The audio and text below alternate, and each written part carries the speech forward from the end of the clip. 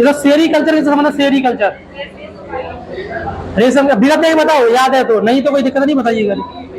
Apiculture,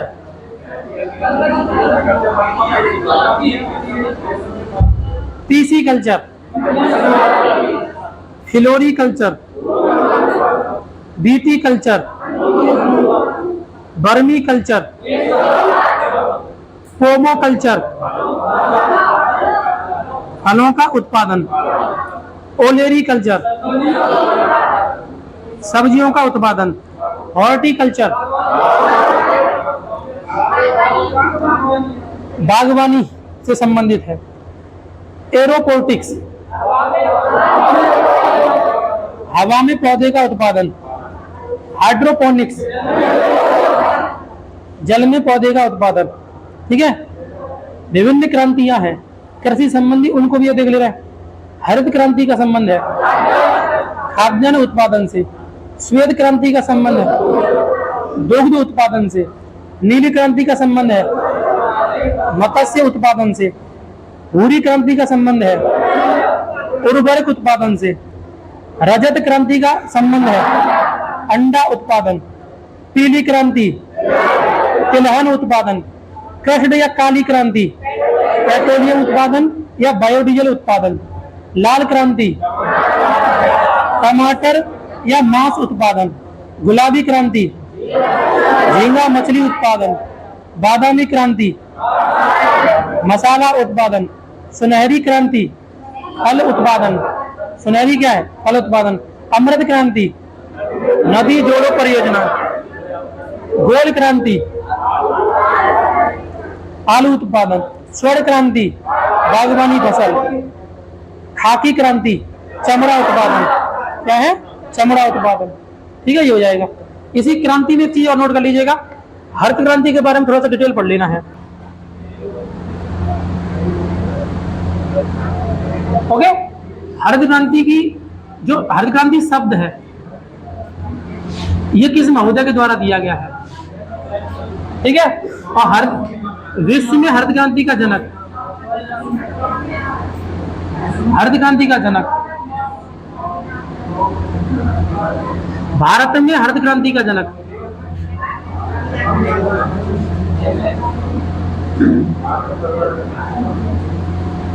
ठीक है, ये आपको ध्यान रखना। हरित क्रांति का संबंध किससे है, मतलब हरित क्रांति कौन सी पंचवर्षीय योजना प्रारंभ की गई, कौन सी पंचवर्षीय योजना में प्रारंभ की गई, ये बताना है। ठीक है, आपको ध्यान रखना है। तो इतना हम कर ले रहे हैं। विलियम गार्ड महोदय के द्वारा,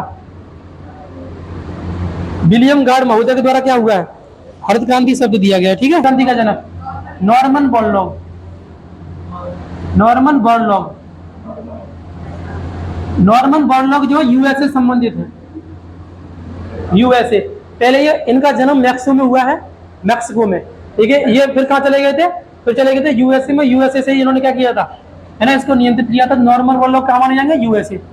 हरित क्रांति का भारत में जनक कौन है, M S Swaminathan, Swaminathan, M S Swaminathan जो क्या है, भारत में हरित क्रांति के जनक है, ये आपको ध्यान रखना है। एम एस स्वामीनाथन की बेटी है सौम्या स्वामीनाथन, सौम्या स्वामीनाथन जो ये भी क्या है, साइंटिस्ट है, जो कि विदेशों में जाकर रिसर्च कर रही है। ठीक है, ध्यान रखना है। सौम्या स्वामीनाथन इन्हीं की बेटी है, एम एस स्वामीनाथन को 2014 में क्या हुआ है, भारत रत्न दिया गया है, भारत रत्न, भारत रत्न से सम्मानित किया गया एम एस स्वामीनाथन को। कब किया गया है, तो 2014 में, ये आपको ध्यान रखना है। हरित क्रांति का संबंध किससे है, खाद्यान्न उत्पादन, खाद्यान्न उत्पादन, हरित क्रांति का संबंध किससे है, खाद्यान्न उत्पादन से, ये आपको ध्यान रखना है। कौन सी पंचवर्षीय योजना में हरित क्रांति को प्रारंभ किया गया, तीसरी पंचवर्षीय योजना की समाप्ति पे और प्रथम योजना अवकाश काल के दौरान। ठीक है, आपको ध्यान रखना है। तो तीसरी पंचवर्षीय योजना की समाप्ति जब हुई थी और चौथी प्रारंभ हो रही थी, चौथी के बीच का, तो प्रथम योजना अवकाश काल। तब तीसरी पंचवर्षीय योजना की समाप्ति यानी कि प्रथम योजना अवकाश काल, योजना अवकाश, अवकाश काल के दौरान क्या हुआ है, इसे प्रारंभ किया है हरित क्रांति को। तीसरी पंचवर्षीय योजना समाप्त हो गई थी 66 में, और उसके बाद 66 से लेकर कहां तक हो जाएगा, 67 तक, 69 तक मान लीजिएगा, 67, 68, 69 के बाद में तीसरी मतलब क्या होगी, चौथी स्टार्ट हो जाएगी। तो ये एक्चुअल में क्या, 67 से लेकर के 69 तक के मध्य में ये योजना चली है। कौन सी, प्रथम योजना अवकाश काल। तो प्रथम योजना अवकाश काल के दौरान ये क्या स्टार्ट किया गया था, हरित क्रांति। हरित क्रांति जो है यह किससे संबंधित है, खाद्यान्न उत्पादन से संबंधित है, ये आपको ध्यान रखना है। यह शब्द किसने दिया है, विलियम गार्ड के द्वारा दिया गया है। विश्व में हरित क्रांति का जनक कौन है, नॉर्मन बोरलॉग है। नॉर्मन बोरलॉग यूएसए से संबंधित है। इनका जन्म हालांकि मैक्सिको में हुआ है, लेकिन ये कहाँ चले गए थे, तो ध्यान रखना, ये चले गए थे यूएसए में, यूएसए से रिसर्च कर रहे थे। भारत में हरित क्रांति का जनक कौन है, एम.एस. स्वामीनाथन है। एम.एस. स्वामीनाथन को 2014 में भारत रत्न से सम्मानित किया जा चुका है, ये आपको ध्यान रखना है। इनका हरित क्रांति का संबंध किससे है, खाद्यान्न उत्पादन से है। ये हरित क्रांति जो है किस पंचवर्षीय योजना में प्रारंभ की गई, तो किसी में भी नहीं, ध्यान रखना है ना। तीसरी पंचवर्षीय योजना समाप्त हो गई थी, उसके बाद में चौथी पंचवर्षीय योजना प्रारंभ की जाती, लेकिन उस बीच कुछ मतलब स्थिति ऐसी बन गई कि हम चौथी पंचवर्षीय योजना प्रारंभ नहीं कर पाए। उसके बाद क्या हुआ, इसे प्रथम योजना अवकाश काल के दौरान प्रारंभ किया गया। प्रथम योजना अवकाश काल का टाइमिंग कितना है, 67 से लेकर के 69 के मध्य में है। तो यही 2 साल में क्या हुआ था, इसे प्रारंभ किया गया था। हालांकि तीसरी पंचवर्षीय योजना समाप्ति के दौरान ही क्या हुआ था, हरित क्रांति को प्रारंभ किया गया था। प्रश्न यह आता है कि जो खाद्यान्न उत्पादन है, खाद्यान्न में सर्वाधिक जो हरित क्रांति से लाभ हुआ था वो किन फसलों को हुआ था, लाभ किन फसलों को, तो धान और गेहूं। धान और गेहूं को क्या हुआ था, सर्वाधिक लाभ हुआ था, ध्यान रखना है। पूछेगा हरित क्रांति से सर्वाधिक जो लाभ हुआ था वो किन फसलों को हुआ था, तो धान की फसल को और गेहूं की फसल को सर्वाधिक लाभ हुआ था। अब प्रश्न यह आता है कि सर हरित क्रांति से लाभान्वित राज्य कौन सा था सर्वाधिक, हरित क्रांति से लाभान्वित राज्य सर्वाधिक कौन से थे, बताओ। लाभान्वित राज्य, हरित क्रांति से सर्वाधिक लाभान्वित राज्य, तो देखो पंजाब सर्वाधिक लाभान्वित था, ठीक है, हरियाणा भी था, ठीक है। इसके साथ साथ हम कह सकते हैं पश्चिमी उत्तर प्रदेश भी क्या था, लाभान्वित था। सर्वाधिक कौन था, पंजाब। कौन था, पंजाब। प्रति हेक्टेयर की दृष्टि से गेहूं के उत्पादन में और धान के उत्पादन में प्रथम स्थान किसका है, तो पंजाब का है। तो उसका रीजन जो वो क्या है, वो है हरित क्रांति। क्या है, हरित क्रांति, ये आपको ध्यान रखना है। अब पश्चिमी उत्तर प्रदेश को लाभ हुआ है, ध्यान रखना है। अब प्रश्न ये आता है कि हरित क्रांति केंद्र क्या था भारत में, हरित क्रांति का केंद्र बिंदु किसे माना गया था, तो उत्तर प्रदेश का जिला है शामली जिला, जो उत्तर प्रदेश का सबसे पश्चिमी जिला है। तो केंद्र बिंदु क्या था, शामली। उत्तर प्रदेश का जो जिला है शामली, वो क्या था, हरित क्रांति का है ना केंद्र था। तो पूछेगा हरित क्रांति का केंद्र क्या क्या था, तो शामली। शामली क्या है, उत्तर प्रदेश का सबसे पश्चिमी जिला। सबसे पश्चिमी जिला कौन सा है, तो आपको ध्यान रखना है, वो हो जाएगा शामली। यही है हरित क्रांति।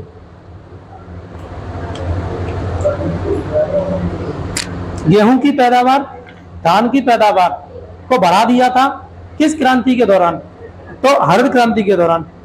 हरित क्रांति का काम क्या है, इसका काम है उन्नत किस्म के बीजों का निर्माण करना, हाई हिल्ड वैरायटी बीजों का निर्माण करना। एक बार रिकॉल करवा दूं, समझो पहले, ये पेपर की दृष्टि से थोड़ा ज्यादा इंपॉर्टेंट है, इसलिए इसको थोड़ा सा वरीयता दीजिएगा, ठीक है, समझदारी के हिसाब से। हरित क्रांति तो बहुत सारी तुम्हें कराई है, उनमें से सिर्फ एक क्रांति को हमें डिटेल में पढ़ना है। उस डिटेल वाली क्रांति वो यही वाली है, जहां से पेपर में ज्यादा पूछा जाता है, अक्सर पूछी जाती रहती है।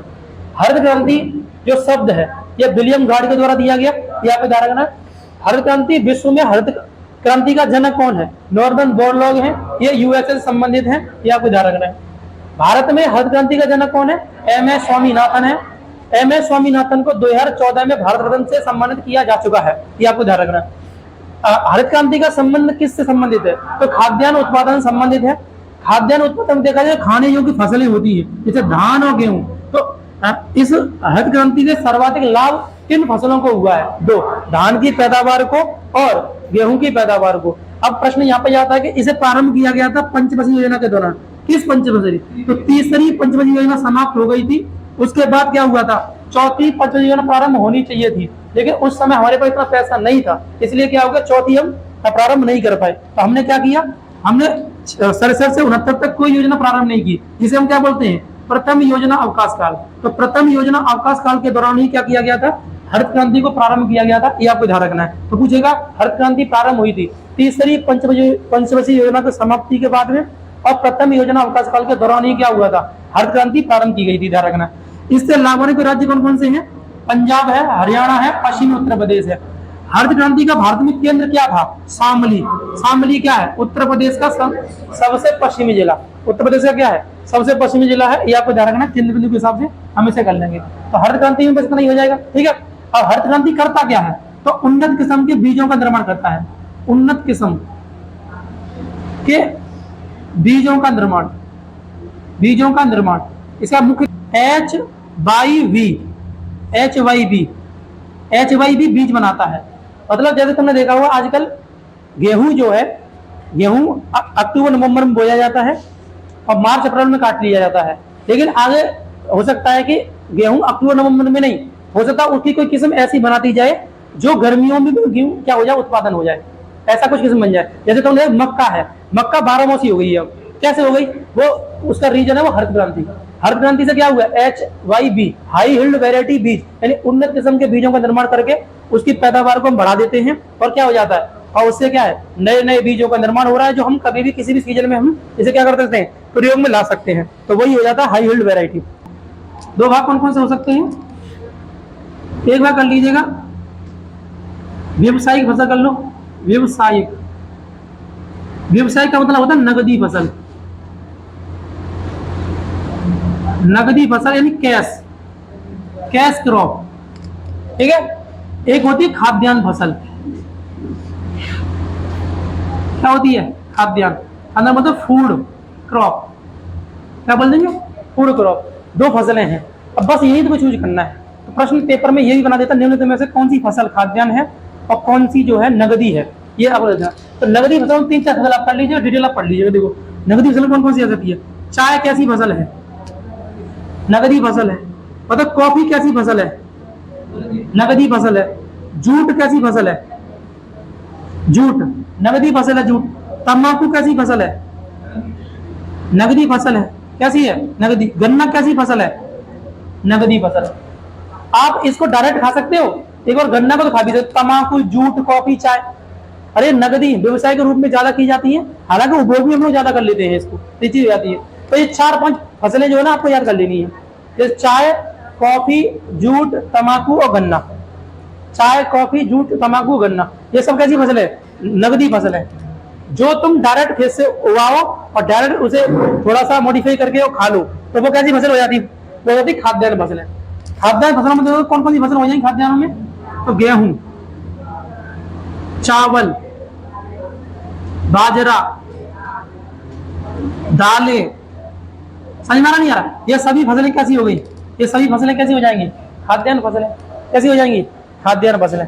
तो तुम्हारे नोट्स में ये मेंशन है, इनको डिटेल में तुम पढ़ लीजिएगा जो चीज रहती है। चाय कैसी फसल है, नगदी फसल। चावल कैसी फसल है, खाद्यान्न फसल। कॉफी कैसी है, नगदी। बाजरा कैसा है, खाद्यान्न। समझ में नहीं आ रहा, तो नगदी फसल खाद्यान्न फसलों के संबंध में हम यही चर्चा कर रहे हैं, नगदी फसल किसे कहते हैं और खाद्यान्न फसल किसे कहते हैं, समझ में नहीं आया।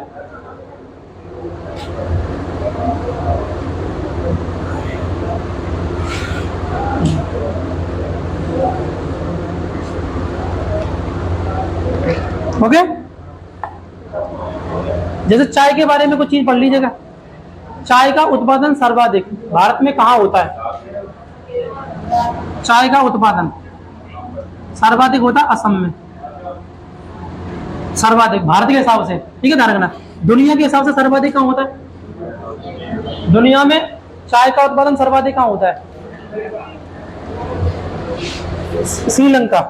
कहाँ होता है, श्रीलंका, ठीक है। सुनो, दो प्रश्न है।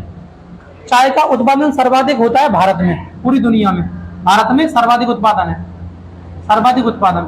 और उपभोग, तो उपभोग सर्वाधिक कहाँ होता है, भारत में।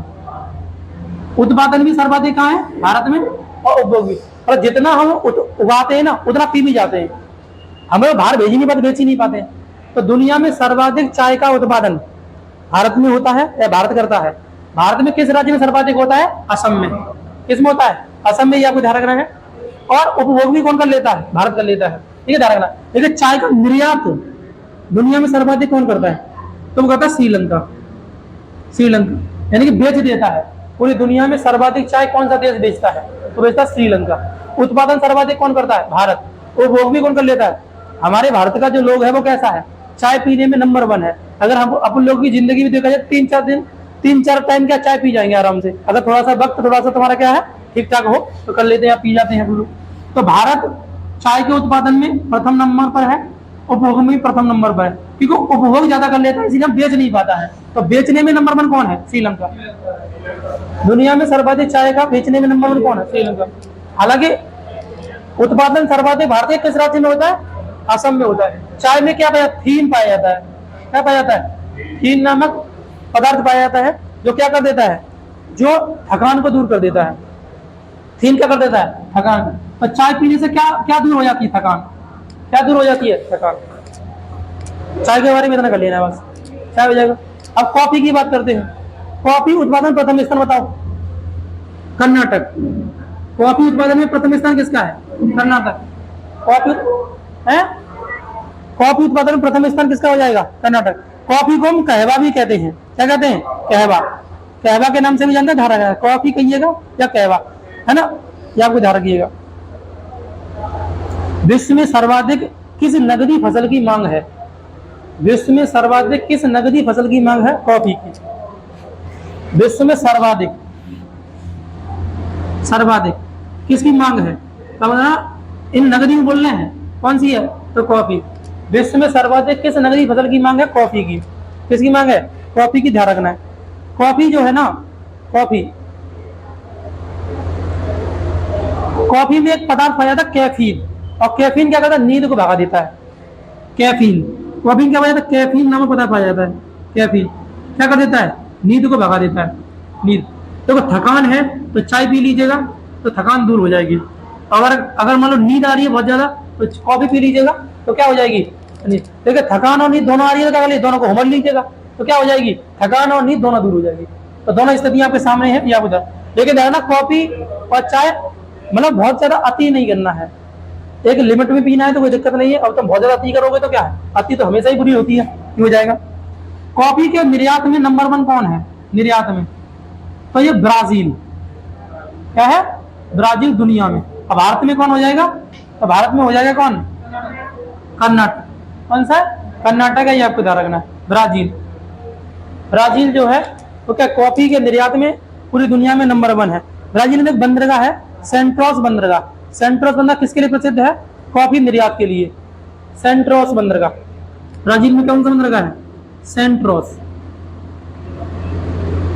सेंट्रोस बंदरगाह किसके लिए प्रसिद्ध है? आपको ध्यान रखना, ये प्रसिद्ध है किसके लिए? कॉफी निर्यात के लिए। सेंट्रोस बंदरगाह किसके लिए प्रसिद्ध है? कॉफी निर्यात के लिए प्रसिद्ध है, ये आपको ध्यान रखना। ब्राजील में एक शहर है साओ पाओ शहर। साओ पाओ शहर किसके लिए प्रसिद्ध है? कॉफी के लिए। साओ पाओ। साओ पाओ शहर, तो साओ पाओ शहर भी किसके लिए प्रसिद्ध है? तो कॉफी के लिए प्रसिद्ध है, ब्राजील का शहर है। कॉफी के बारे में इतना ही है, ठीक है। कॉफी के बारे में क्या है? इतना ही है। देखिए ये चीज, चाय जो है इसकी प्राप्ति किससे होती है और कॉफी की प्राप्ति किससे होती है बताओ? चाय की प्राप्ति होती है पत्ती से। किससे होती है? पत्ती से। पत्ती से। कॉफी की प्राप्ति होती है बीज से। किससे होती है? बीज से। इस बात को ध्यान रखना, लिख लेना कहीं पर भी। चाय की प्राप्ति पत्ती से होती है। जब कहते हैं चाय की पत्ती, तो चाय की पत्ती मतलब पत्ती से प्राप्त होती है चाय की पत्ती। लेकिन जबकि कॉफी जो होती है वो बीज से बनती है, कॉफी का बीज होता है उससे। तो बीज से क्या होती है? कॉफी की प्राप्ति होती है। हो गया कॉफी के बारे में? कॉफी के बारे में हो गया, नहीं हो गया?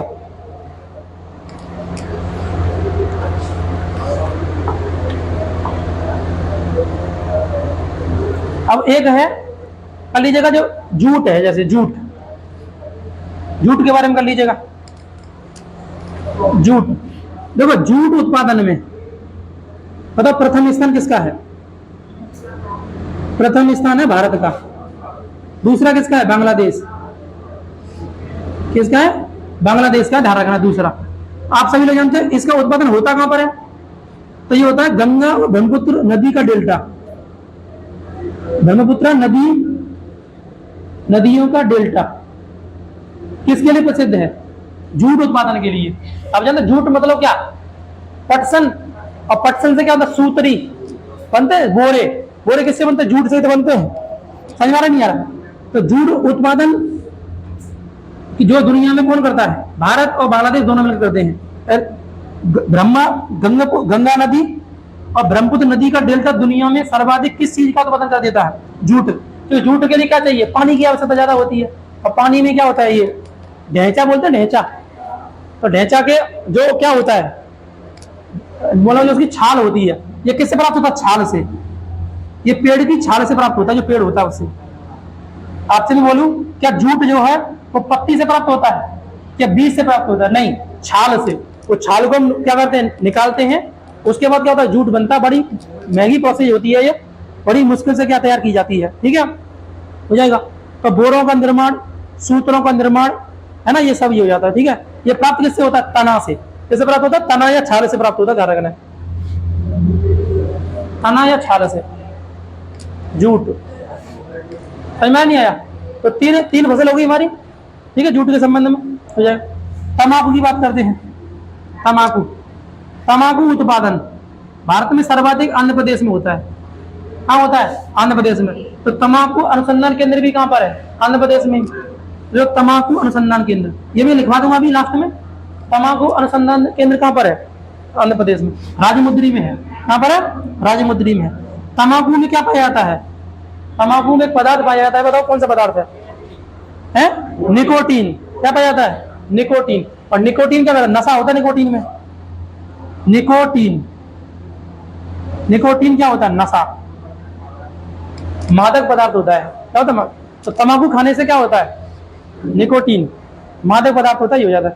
नशा यदि करना है तो पढ़ाई का करो। अगर नशा पढ़ाई का लग गया तो क्या होगा? जिंदगी बन के आएगी। लेकिन नशा करना है तंबाकू का, तो कहीं रास्ते में ही पड़े रहोगे। मेरा कहने का मतलब नशा का मतलब यह है कि यहाँ पर तो लेकर भी ले सकते हैं, कुछ भी चीजें ऐसी है जो मादक पदार्थ होते हैं उनको नहीं लेना।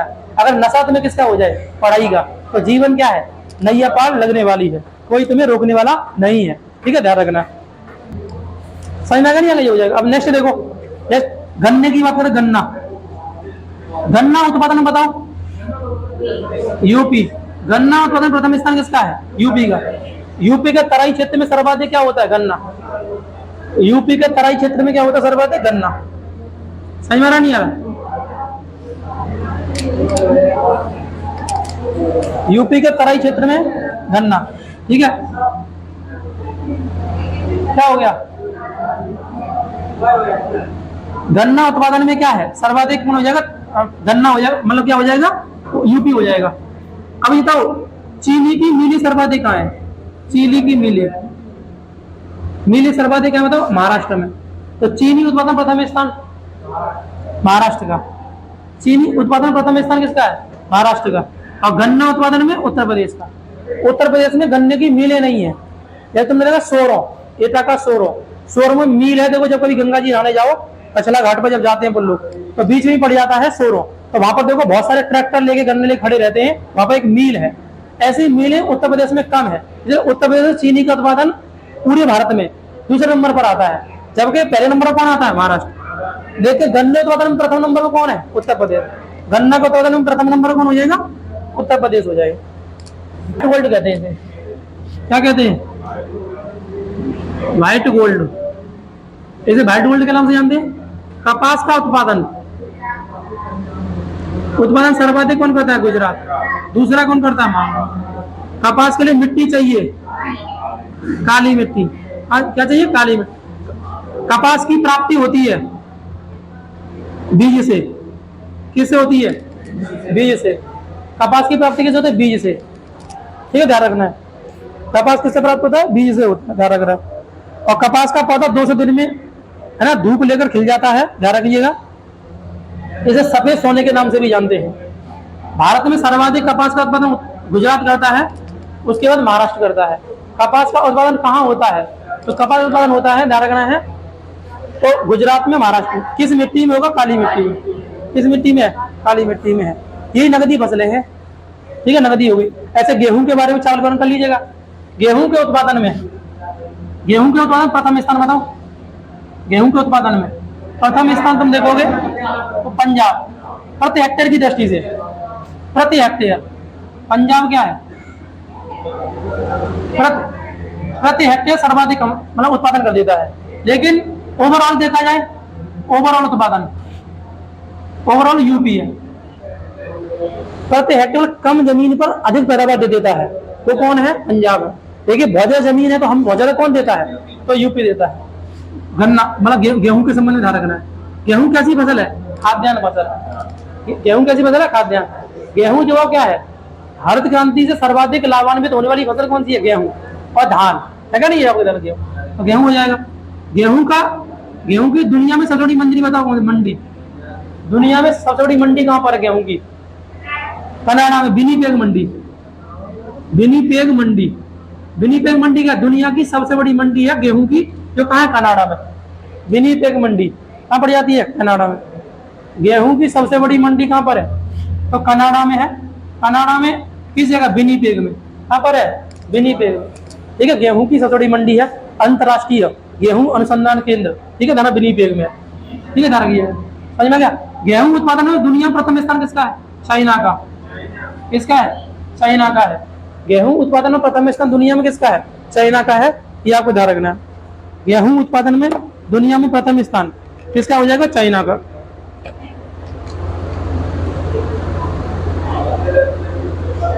समझ में नहीं आ रहा है, नेक्स्ट कर लीजिएगा। विश्व में सर्वाधिक उपभोग होने वाली फसल कौन सी फसल है, तो गेहूं है। विश्व में सर्वाधिक कौन सी फसल का उपभोग होता है, उपभोग, तो वो भी कौन सा, गेहूं। विश्व में सर्वाधिक किस फसल का उपभोग होता है, गेहूं का। यह आपको उदाहरण है। चावल की बात करते हैं, चावल उत्पादन में दुनिया में प्रथम स्थान किसका है, चीन। किसका है, चीन का है। यह आपको उदाहरण है दुनिया में। आप पूछते हैं भारत में, भारत में प्रथम स्थान किसका, पश्चिम बंगाल। किसका है, पश्चिम बंगाल का। ठीक है, पश्चिम बंगाल वेस्ट बंगाल का है, भारत में प्रथम स्थान। लेकिन प्रति हेक्टेयर की दृष्टि से पंजाब। प्रति हेक्टेयर में कौन है, प्रति हेक्टेयर में तो कौन हो जाएगा, पंजाब, प्रति हेक्टेयर में। अब खेती मिट्टी बढ़िया है और दूसरा सिंचाई की व्यवस्था अच्छी खासी है, कोई दिक्कत नहीं आती है, तो ये हो जाएगा। तो भारत में सर्वाधिक गेहूं का मतलब धान का उत्पादन या चावल का उत्पादन सर्वाधिक कौन सा राज्य करता है, पश्चिम बंगाल। और प्रति हेक्टेयर में कौन है, पंजाब। कौन हो जाएगा, पंजाब हो जाएगा। ये आपको ध्यान रखना, प्रति हेक्टेयर में कौन है, पंजाब हो जाएगा। अब नेक्स्ट और क्या क्वेश्चन बन सकता है वो देखिएगा। ये तुमसे पूछ सकता है, बताओ धान का कटोरा किसे कहते हैं,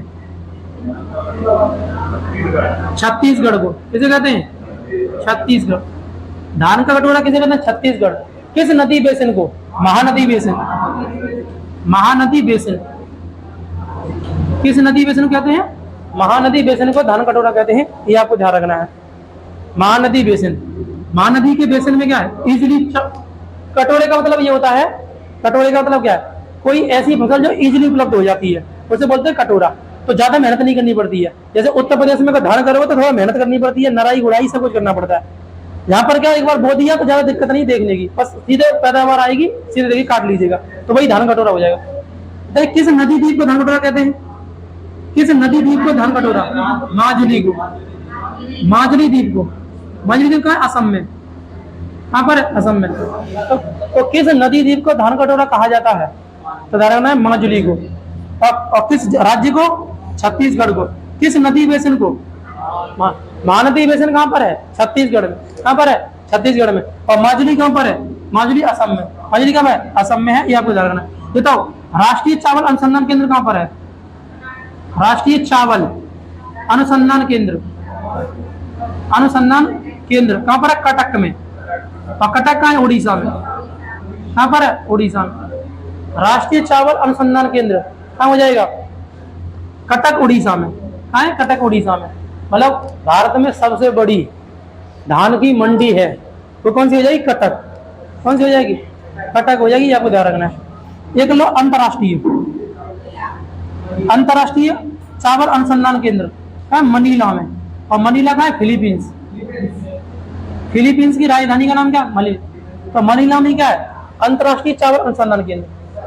मनीला में क्या हो जाएगा, अंतरराष्ट्रीय चावल अनुसंधान केंद्र है। ये आपको ध्यान रखना है। मनीला में क्या हो जाएगा, अंतरराष्ट्रीय चावल अनुसंधान केंद्र। समझ में आया? अंतर्राष्ट्रीय चावल अनुसंधान केंद्र मनीला में।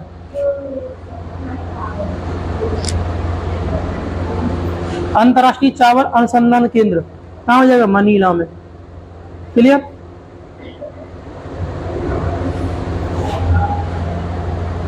ऐसे जौ के बारे में है, बाजरा के बारे में है, कर लीजिएगा ऐसे। तुम पढ़ लोगे बाकी सब? क्या लिखवाएं बताओ? पढ़ लेंगे या नहीं पढ़ लेंगे ये बताओ?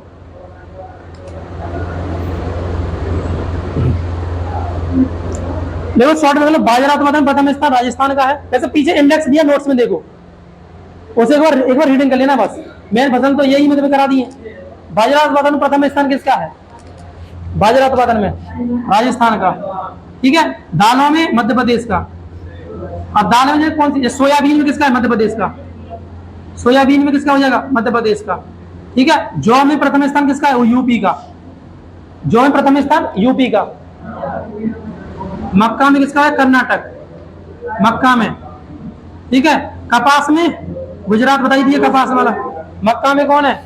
कर्नाटक हो जाएगा। बताओ एक चीज बताओ, रबड़ केरल का। रबड़ उत्पादन में कौन हो जाएगा? केरल। रबड़ उत्पादन में प्रथम स्थान केरल का। तंबाकू उत्पादन में आंध्र प्रदेश। तंबाकू उत्पादन में आंध्र प्रदेश। समझ में आ गया? ठीक है। अब कुछ 5 प्रश्न है जो अलग से पढ़ने हैं। अनुसंधान केंद्र की बात कर रहे हैं, बोलो। आम, केला, चीकू। आम, केला, चीकू। ओवर ऐसे ही नोट में कर ले, बिंदु लिखो। आम, केला, चीकू।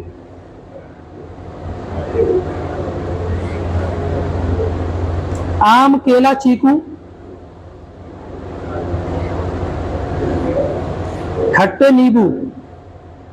अब नींबू तो खट्टा ही होता है। नींबू। काजू, काली मिर्च। काजू, काली मिर्च। नारियल, अदरक, हल्दी,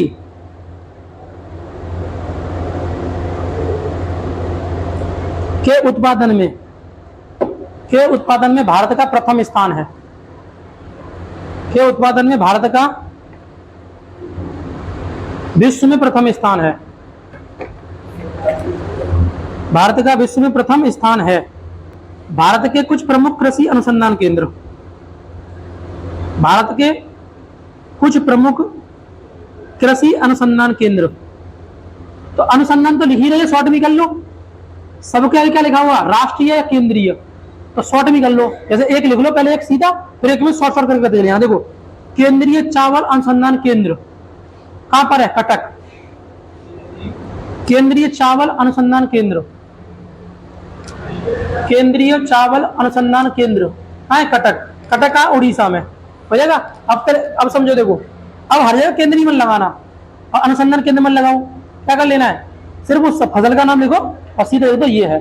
चूंकि ऊपर मेन हेडिंग क्या है? केंद्र पढ़ ही रहे हो आप, तो शॉर्ट में आपका हो जाएगा, करते चले जाना। देखो कपास, मैं पूरा बोलूंगा लेकिन तुम्हें लिखना है शॉर्ट में ही। देखो केंद्रीय कपास अनुसंधान केंद्र। केंद्रीय कपास अनुसंधान केंद्र नागपुर। नागपुर। केंद्रीय कपास अनुसंधान केंद्र नागपुर। राष्ट्रीय गन्ना प्रजनन संस्थान। राष्ट्रीय गन्ना प्रजनन संस्थान। राष्ट्रीय गन्ना प्रजनन संस्थान। प्रजनन संस्थान कोयम्बटूर, तमिलनाडु में पड़ता है। कोयम्बटूर। कोयम्बटूर। कोयम्बटूर।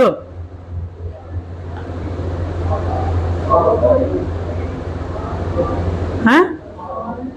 कोयम्बटूर तमिलनाडु। नेक्स्ट करो, भारतीय गन्ना अनुसंधान, मतलब केंद्रीय गन्ना अनुसंधान केंद्र, ये लखनऊ में है। केंद्रीय गन्ना अनुसंधान केंद्र। प्रजनन बोलेगा तो कोयम्बटूर है, और अनुसंधान बोलेगा तो कहां हो जाएगा? लखनऊ। लखनऊ उत्तर प्रदेश। आलू अनुसंधान केंद्र, केंद्रीय आलू अनुसंधान केंद्र बताओ? शिमला। केंद्रीय आलू अनुसंधान केंद्र कौन है? शिमला।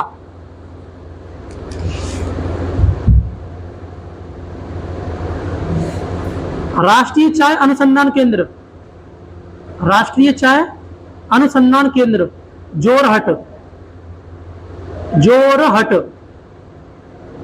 राष्ट्रीय चाय अनुसंधान केंद्र कहाँ है? जोरहट में, जोरहट असम होगा, जोरहट असम। राष्ट्रीय कॉफी अनुसंधान केंद्र,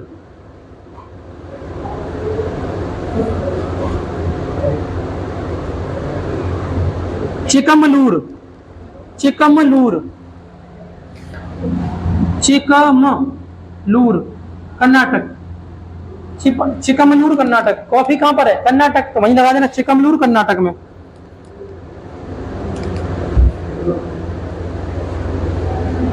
रबड़ अनुसंधान केंद्र, रबड़, रबड़ अनुसंधान केंद्र कोट्टायम, केरला में। रबड़ अनुसंधान केंद्र का कोट्टायम, केरला में। रबड़ अनुसंधान केंद्र का कोट्टायम, केरला, कोट्टायम केरला में। समझ में आया? तंबाकू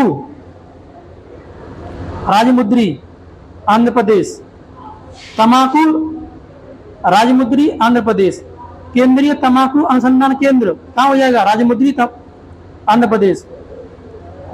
राष्ट्रीय जूट अनुसंधान केंद्र राजमुद्री आंध्र प्रदेश।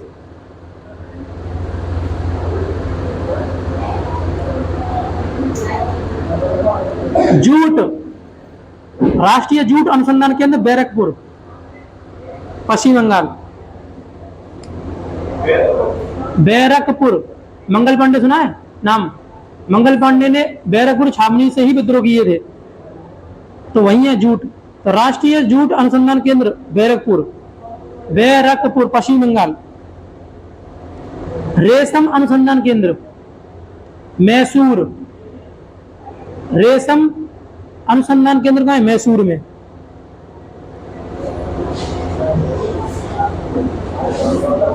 नेक्स्ट, दलहन अनुसंधान केंद्र, दलहन अनुसंधान केंद्र, दलहन अनुसंधान केंद्र हैदराबाद, कानपुर में। इंपोर्टेंट है ये वाला, कानपुर नाम आ रहा है तो। दलहन अनुसंधान केंद्र कहां है? कानपुर में। और तिलहन, तिलहन अनुसंधान केंद्र हैदराबाद, तिलहन अनुसंधान केंद्र हैदराबाद, तिलहन अनुसंधान केंद्र हैदराबाद।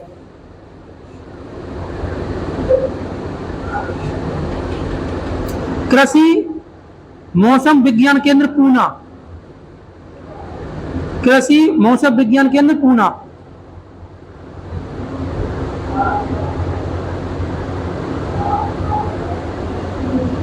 नेक्स्ट, केंद्रीय मिट्टी एवं जल संरक्षण अनुसंधान केंद्र, केंद्रीय मिट्टी एवं जल संरक्षण अनुसंधान केंद्र, केंद्रीय मिट्टी एवं जल संरक्षण अनुसंधान केंद्र देहरादून। केंद्रीय मिट्टी एवं जल संरक्षण अनुसंधान केंद्र कहां पर है? देहरादून में, देहरादून।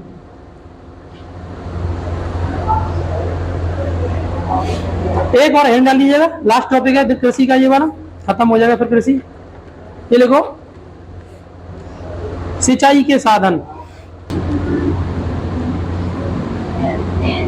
भारत के जो खेत हैं वो सिंचाई के हिसाब से 3 भागों में बांटे जाते हैं, रखना है। एक तो बृहद, बृहद जोत वाले खेत, एक तो मध्यम जोत, और एक होता है लघु, लघु जोत। पहले समझो तीनों का मतलब क्या है। भारत में खेतों के प्रकार कितने हैं? मतलब सिंचाई के हिसाब से 3 भागों में है। 10,000 हेक्टेयर से अधिक, 10,000 हेक्टेयर से अधिक अगर खेती है कृषि वाली, तो उसे बोलते हैं हम बृहद जोत। क्या कहेंगे? बृहद जोत सिंचाई वाले खेत। क्या कहते हैं? बृहद जोत सिंचाई वाले खेत। ठीक है, ध्यान रखना है। और मध्यम वाले क्या? 10,000 हेक्टेयर से 2,000 हेक्टेयर के मध्य का जो एरिया है उसे बोलते हैं मध्यम जोत। राइट, मध्यम जोत।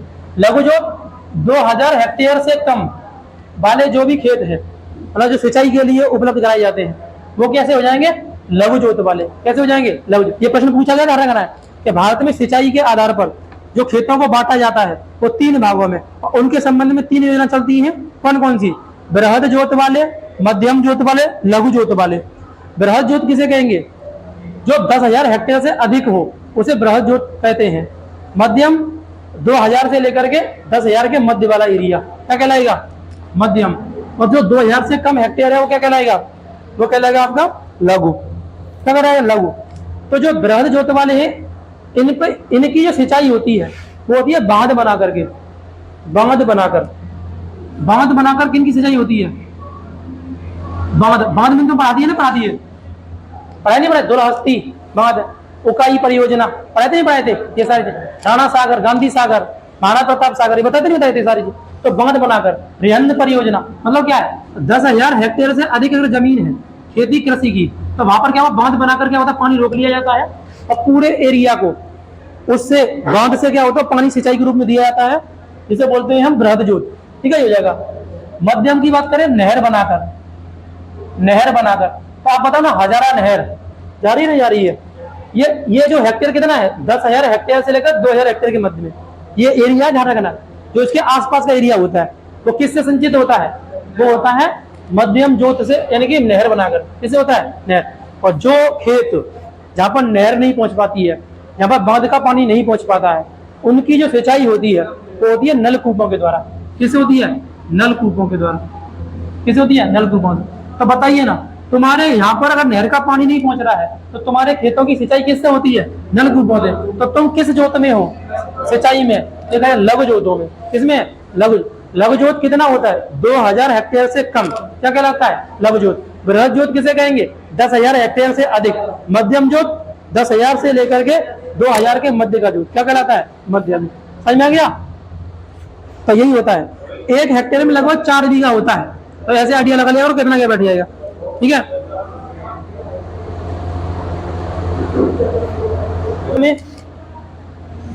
भारत में सिंचाई का प्रतिशत लिख लो, प्रतिशत। भारत में सिंचाई का प्रतिशत क्या क्या है, लिख लीजिएगा। नहर, नलकूप, तालाब, ठीक है, को ऊपर ही कर लो,